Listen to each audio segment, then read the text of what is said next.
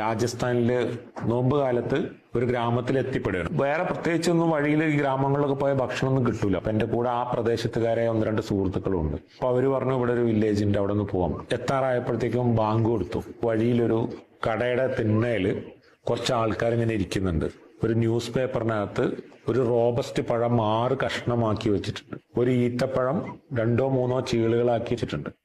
പിന്നെ ഇത്തിരി പൊരിയില്ല, അരിയുടെ പൊരിയില്ല, ഇത് കുറച്ചൊരു ആ പേപ്പറിൽ കിടക്കുന്നുണ്ട്.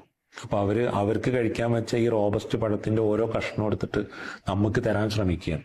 ഞാൻ സത്യത്തിൽ വല്ലാത്തൊരവസ്ഥയിലേക്കാണ് പോയത്. നമ്മൾ നോമ്പ് തുറക്കുന്നതും നമ്മുടെ ഭക്ഷണവും നമ്മളത് ആസ്വദിക്കുന്നതും നമ്മൾ വേസ്റ്റ് ആക്കുന്നതിനെ പറ്റിയും ആലോചിക്കുകയാണ് അപ്പൊ ചെയ്തത്.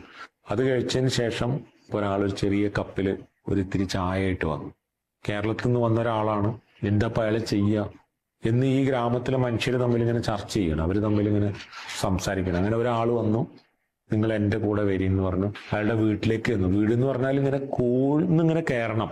ആ മനുഷ്യൻ അന്ന് ആ വീട്ടിൽ കഴിക്കാൻ വെച്ച ഭക്ഷണം 2 റൊട്ടിയും 1 കഷ്ണം മാംസവും കുറേ വെള്ളവുമാണ്.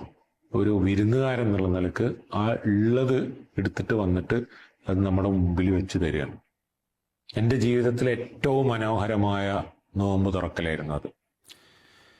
എന്തായിരുന്നാലും ഇന്നത്തെ ചിന്ത നമ്മൾ കേട്ട് കഴിഞ്ഞു. നമ്മുടെ കുറ്റിപ്പുറം ബേസ് ചെയ്തുകൊണ്ടുള്ള ഇല ഫൗണ്ടേഷൻ നടത്തുന്ന നജീബ് സാറിൻ്റെയാണത്. നജീബ് കുറ്റപ്പുറം ഒരു ചാരിറ്റി നടത്തുന്ന ഒരു സംവിധാനമാണ് ഇല ഫൗണ്ടേഷൻ. അതെ, ഇല ഫൗണ്ടേഷൻ ധാരാളം കാര്യങ്ങൾ അവർ ചെയ്യുന്നുണ്ട്. അതെ, രാജസ്ഥാനിലെ ഒരു നോമ്പുതുറ സംബന്ധിച്ച് ഇന്നും ഇങ്ങനത്തെയൊക്കെ മനുഷ്യന്മാരുണ്ടോ എന്നൊരു പക്ഷേ ആളുകൾ എല്ലാവരും, പ്രത്യേകിച്ച് കേരളീയ പരിസരം കുറച്ചൊക്കെ ഒരു ജീവിത നിലവാരം ഉയർന്ന സാഹചര്യമാണ്.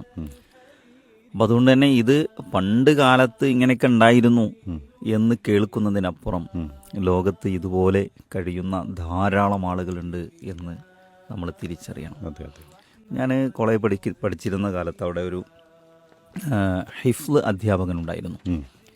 അപ്പോൾ ആ ഹിഫ്ള് അധ്യാപകൻ, അദ്ദേഹം പൊതുവിൽ ഉത്തരേന്ത്യക്കാരാണല്ലോ നമ്മുടെ നാട്ടിൽ ഹിഫ്ലിൻ്റെ അധ്യാപകരായിട്ട് വരാം. അദ്ദേഹം ബീഹാറിൽ നിന്നാണ്. ഇപ്പോൾ എനിക്കൊന്ന് കട്ടിഹാർ എന്ന് പറയുന്ന, ഇപ്പോൾ ജാർഖണ്ഡിലാണ് ആ പ്രദേശം എന്നാണ് ഞാൻ മനസ്സിലാക്കുന്നത്. അപ്പോൾ അദ്ദേഹത്തിൻ്റെ കയ്യിലൊരു ഖുർആനുണ്ട്. അപ്പോൾ അദ്ദേഹത്തിനോട് വളരെ വിഷമത്തോടു കൂടി പറഞ്ഞത്, ഇത് എൻ്റെ നാട്ടിലെ പള്ളിയിൽ വെക്കാൻ എനിക്കൊരാൾ തന്നതാണ്. പക്ഷേ എൻ്റെ നാട്ടിലെ പള്ളിയുടെ പ്രശ്നം, ഇതെൻ്റെ പള്ളിയിൽ കൊണ്ടുപോയി വെച്ചാൽ ഒരു മഴ പെയ്താൽ അല്ലെങ്കിൽ എന്തെങ്കിലും ഉണ്ടായാൽ ഇത് നനഞ്ഞു പോവും, ഇത് നശിച്ചു പോവും. അപ്പോൾ ഞാൻ ചോദിച്ചു, എന്താ പള്ളി ചോർന്നൊലിക്കുകയാണോ?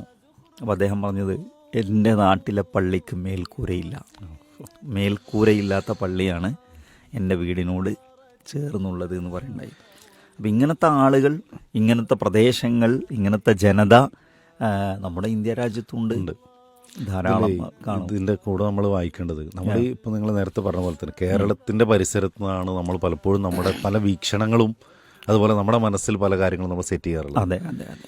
ഈ റമദാനിലൊക്കെ നോർത്ത് ഇന്ത്യൻ സൈഡിൽ നിന്നുള്ള പല പള്ളികൾക്ക്, മദ്രസകൾക്ക് കണക്ഷന് വേണ്ടി നമ്മുടെ നാടുകളിൽ ഒരുപാട് ആളുകൾ വരാറുണ്ട്.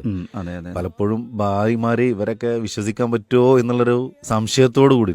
അപ്പോൾ നമ്മൾ ഈ കുടിവെള്ളവുമായി ബന്ധപ്പെട്ടുള്ളൊരു പ്രോജക്റ്റ് ബീഹാറിൽ ചെയ്തപ്പോൾ അവിടെ നിന്ന് ആളുകൾ അത് കഴിഞ്ഞിട്ട് അവർക്ക് നൽകിയ ചില വോയിസുകൾ നമുക്ക് കിട്ടുന്നുണ്ട്. അല്ലാഹുവേ, അവരാ പ്രാർത്ഥിക്കുന്ന പ്രാർത്ഥന തന്നെ മതി നമുക്ക് ധാരാളം. ഒരു ചെറിയ 4000 രൂപയൊക്കെ കൊടുത്താൽ അവർക്ക് ആ ബോർവെൽ അവിടെ അടിക്കും. പക്ഷെ അതുപോലും അവർക്ക് സാമ്പത്തിക സ്ഥിതി ഇല്ലാത്ത, വളരെയധികം ദാരിദ്ര്യം അനുഭവിക്കുന്ന ആളുകൾ ഒരുപാട് ജീവിക്കുന്ന സ്ഥലമാണ്. പ്രത്യേകിച്ച് ബീഹാർ, ജാർഖണ്ഡ്, അതുപോലെ ഇപ്പോൾ നേരത്തെ പറഞ്ഞ പോലെയുള്ള സ്ഥലങ്ങളൊക്കെ. അവിടെയൊക്കെ എത്രയോ ആളുകൾ ഇതുപോലെ ബുദ്ധിമുട്ടുകളും കഷ്ടപ്പാടുകളും അനുഭവിച്ചുകൊണ്ടിരിക്കുന്നുണ്ട്. അപ്പം അവർക്കൊക്കെ ഒരു ഐക്യദാർഢ്യം കൊടുക്കുക, അതോടൊപ്പം നമ്മളെ കൊണ്ട് ചെയ്യാൻ പറ്റുന്ന ചില കാര്യങ്ങൾ ചെയ്തു കൊടുക്കുക. അപ്പോൾ ഈ ചിന്തയിൽ, ഇന്നത്തെ ചിന്തയിൽ നമ്മൾ കേട്ടു, എൻ്റെ ജീവിതത്തിൽ ഞാൻ ഏറ്റവും ആസ്വദിച്ച് നോമ്പ് തുറന്നതാണെന്നുള്ളതാണ്. അവിടെ ഭക്ഷണ വിഭവങ്ങളല്ല അവിടെ കൂടുതലുള്ളത്, മറിച്ച് അവരുടെ ആതിഥ്യ മര്യാദയും കിട്ടിയതിലുള്ള മനസ്സും അതൊക്കെയാണ് ശരിക്കും നമ്മൾ മനസ്സിലാക്കേണ്ടതെന്നുള്ളത്. ഒരുപാട് വിഭവങ്ങൾ കൂടുതലുണ്ടാകുമ്പോഴേ എല്ലാ സന്തോഷങ്ങളും ഉണ്ടാവേണ്ടത്, മറിച്ച് മറ്റുള്ള ആളുകളുടെ കണ്ണീരൊപ്പാനും അവരുടെ പ്രയാസങ്ങൾ മനസ്സിലാക്കി കൂടെ നിൽക്കാനൊക്കെ നമുക്ക് സാധിക്കുമ്പോൾ അതിൽ നിന്നൊരു നല്ലൊരു എൻജോയ്മെന്റ്, ഒരു ആസ്വാദനം നമുക്ക് കിട്ടുന്നുണ്ടെന്നുള്ളതാണ്. അതിലുപരി അള്ളാഹുവിന്റെ ഒരു പ്രതിഫലം കൂടി പ്രതീക്ഷിക്കുമ്പോൾ അതിന്റെ എന്താ പറയാ, പ്രതിഫലം ഇരട്ടിയായിരിക്കും, അതിന്റെ മാധുര്യം ഇരട്ടിയാണ്.